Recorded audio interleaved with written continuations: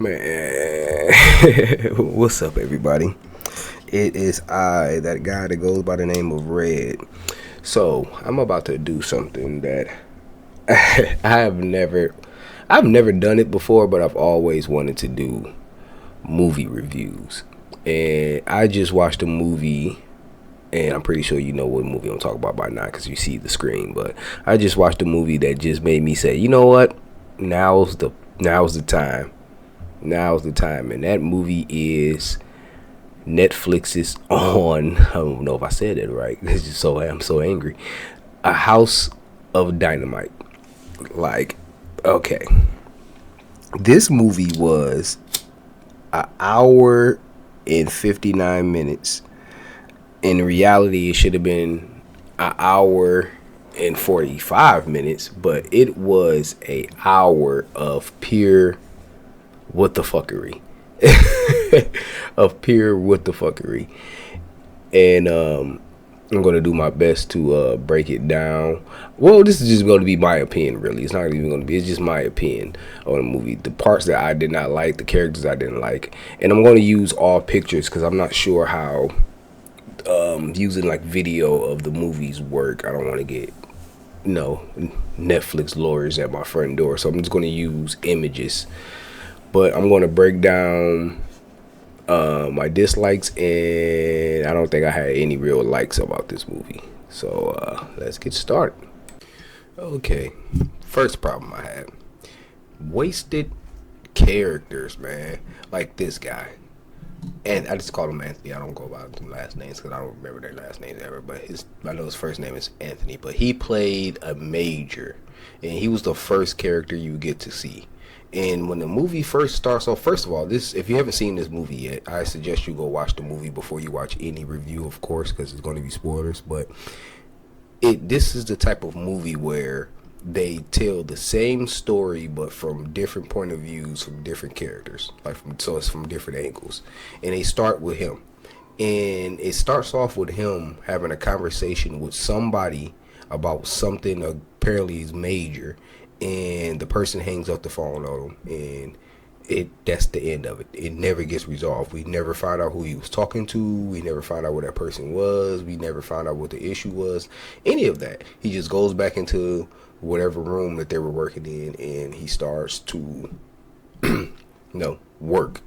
And I feel like that's stupid. It's like we don't see this guy again until the end of the movie, and they still don't explain who he was talking to, what they were talking about, and what the issue was. And I feel like that's just stupid. I feel like they just put that there just to fill time, and I kind of don't like. I really don't like movies that do that. It's like time fillers. I get it, but if you're gonna do a time filler, at least come back to it and have it resolve. Like, geez, but yeah, that was stupid.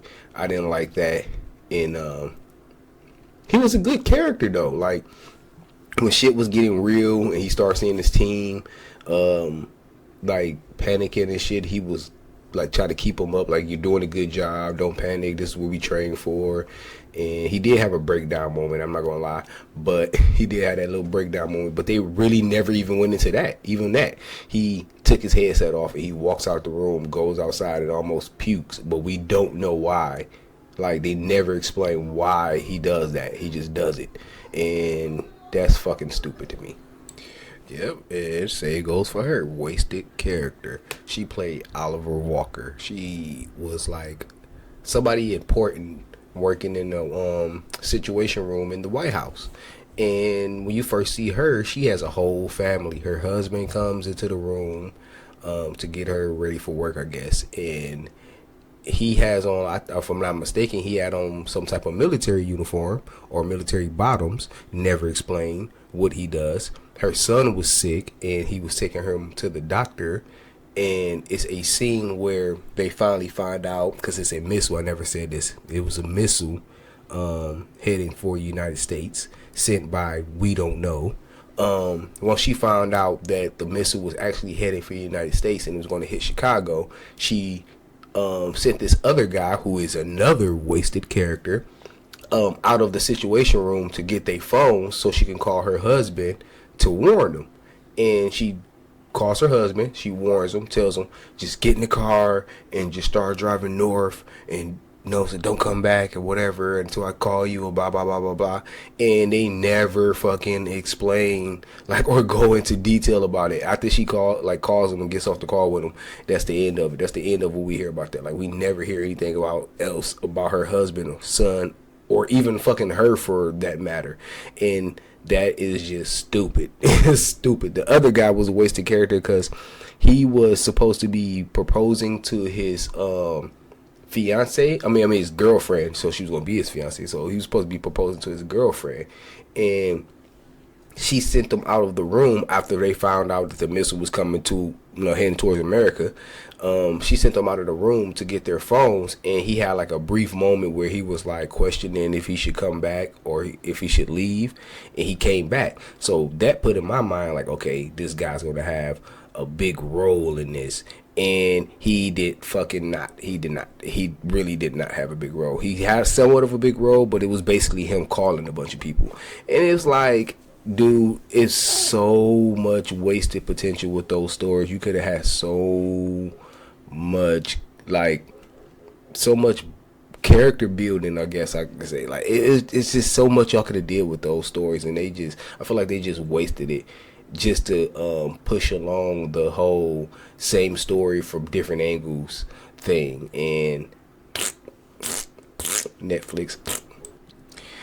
And this angry little league baseball coach looking ass nigga right here, he type of motherfucker. He plays your typical movie general during war times. All he gives a fuck about is being the first to strike back and striking back in the harshest way possible. He didn't give a fuck about waiting to see if anything was like, if it was a technical issue. He didn't give a fuck about waiting to see what specific country sent the missile. He didn't give a fuck about none of that. He like, bro, blow all they ass up right now before they have the chance to blow up more of us. And I get it. He was making some pretty, like, I wouldn't say solid, but some decent points at some point. But nah, G, he was just too missile ready. He was too hungry for it. Like you gotta he, like I said, he was playing the typical movie general during war times, and like he really didn't give a fuck about what was going on, bro. In the first place, he wasn't taking shit serious until they told him that it was going to be like hitting American soil, and he said some shit that made me realize like he didn't really give a fuck about protecting the people per se. He was just he was war hungry. He was just ready to destroy some shit, because he was like, am I willing to risk the lives of 10 million Americans if that means that it's not going to be any more lives taken after that? Because I think the president was like, I think somebody was like, wonder if whoever sent this missile, because the missile was going towards Chicago, by the way. It was fucked up. So he's like, what if the missile, whoever sent this missile, they sent it just to show like they could, and it hit Chicago, and that's all that they send. They don't send anything else, and it just destroys like Chicago. And they like, bro, that's like 10 million people. And he's like, I'm willing to let those 10 million people die if I knew for sure that that's it, but we don't know for sure that that's it. So I say, fuck that. Pretty much, they could take Chicago out, but we gonna take all they shit out. Bam. Which is like a good point. Like, if they take out one of our cities, take out all of them, but not every single. Like, you don't even know who sent this. Like, you don't even know who did this. This could be a technical issue. This could be something that was a mistake, anything like that. But you was just ready, and he's like ready to do it before they even knew that it was an actual fucking missile coming towards us. They didn't even have confirmation or sight that it's an actual missile. They just had like satellite imaging that was clearly faulty because it didn't even catch the initial launch of the missile. So I don't know, man. My man's right here was just too war hungry. And another thing, the guy right here, the black guy standing next to him, another wasted character. He pulls up in like a special motorcade. He meets up with the general. They have a brief conversation. They go into like this war room looking place, and he's staring at the screen, and the general's asking him very special questions or specific questions, and he's telling the general very special shit and specific shit, but they never really explain who this dude was or what the fuck he did at all. Or if they did, I completely missed it because the movie was that fucking boring. It's either one or the other. But I'm going with they never really explained who he was or what the fuck he did or why he was so special or why he was even giving his input on any damn thing. And his input that he was giving was really like not that important. But again, another just standing around guy. And this dude, I can only find a picture of him running, which is fucking hilarious because he was pretty much running most of the movie. But smartest dude in the movie, in my opinion, smartest dude in the movie. And he was I believe he was the Secretary of Defense.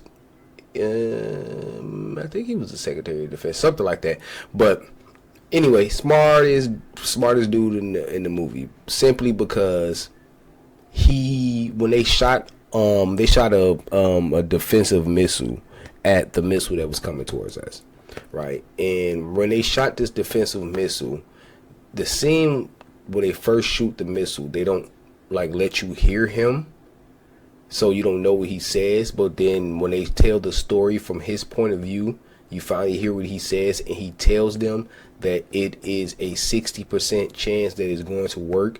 And then right after he says that, it doesn't work, and everybody's all shocked and like, oh. It's like, bro, he just told y'all. And then when the general, war hungry man, the angry thumb looking dude, when he started talking about, oh, we need to attack now and we need to strike now, he was like literally one of the only people that was making sense, where he was like, bro, we can't do that. We don't want to like strike right now against all these other countries and kill all these innocent people, and we don't even know for sure if it's an actual missile coming towards us or if any of these other countries that we're about to go basically obliterate even sent this missile towards us. Like, it could be some type of rogue entity that just got a fucking missile out of nowhere that sent the shit towards us, and they not even claiming any alliance to any specific country. We don't know that yet. And he was the only one that was talking that way.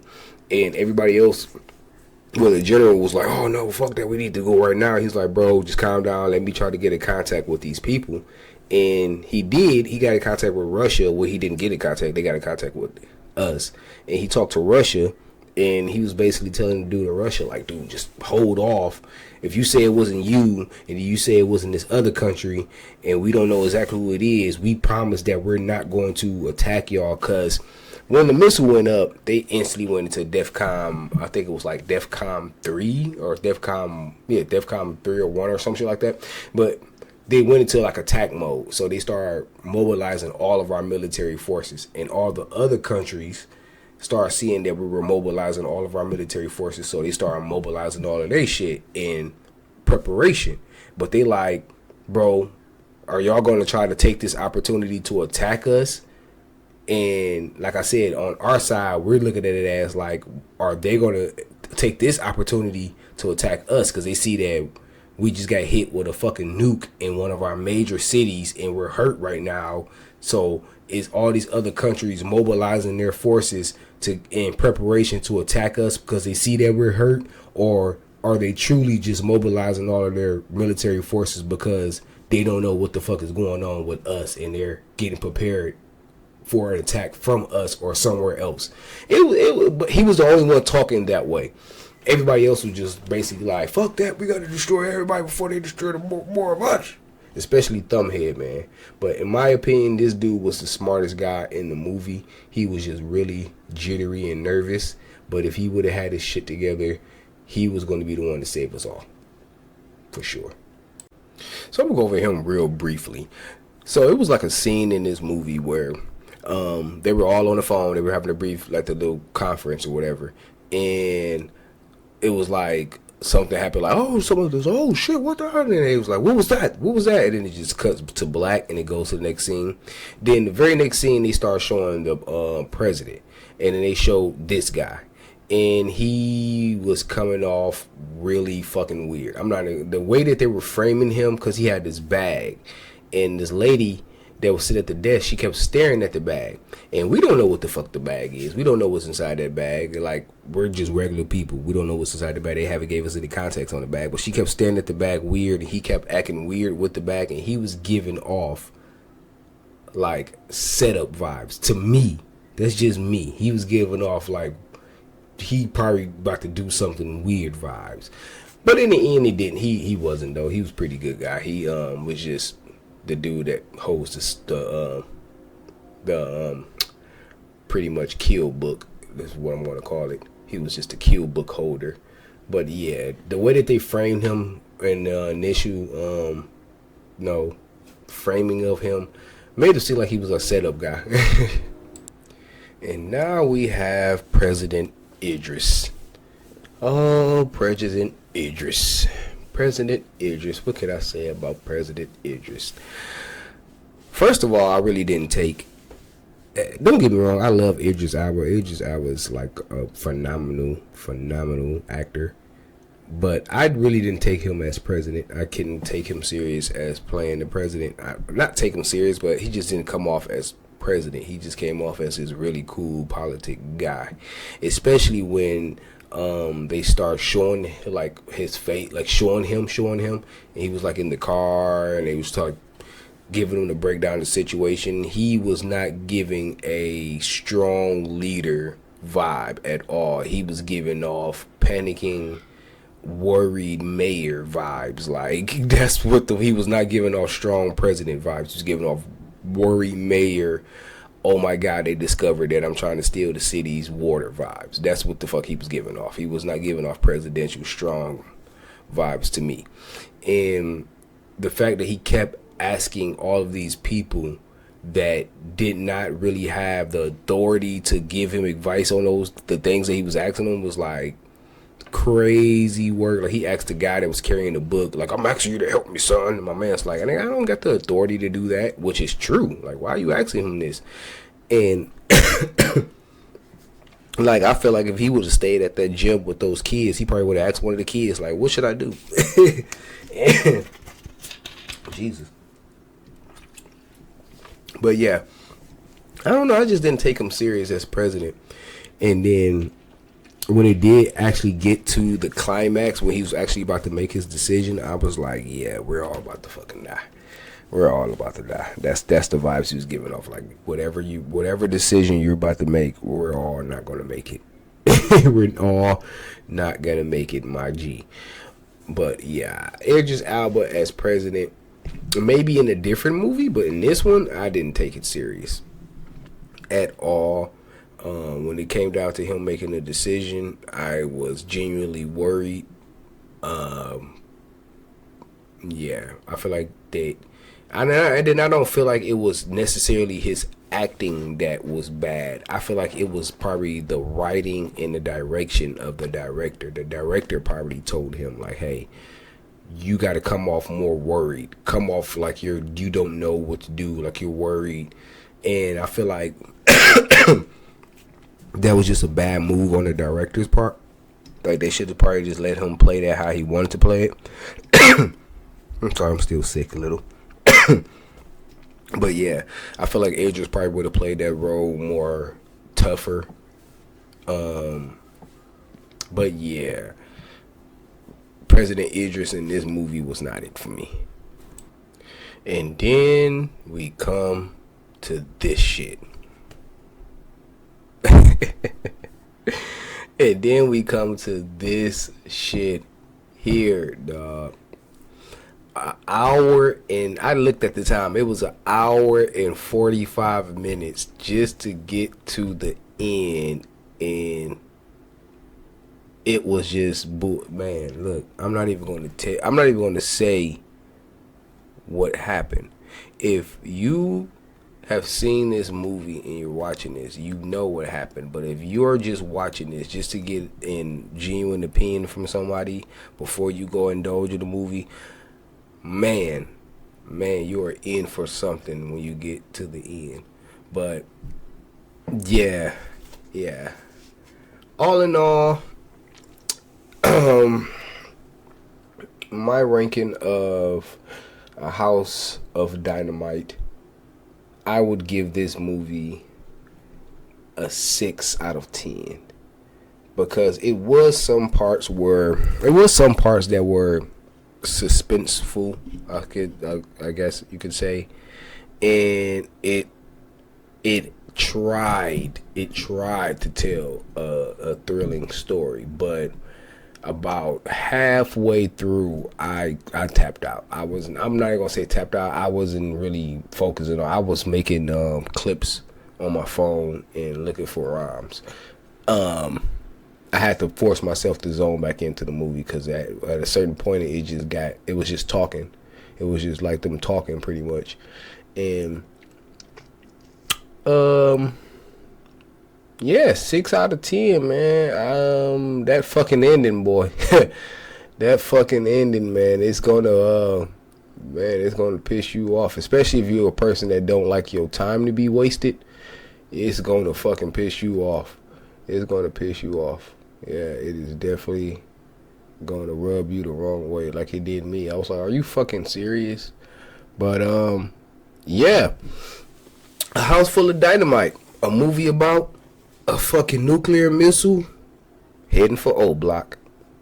Who would have thought it? Who would have thought it?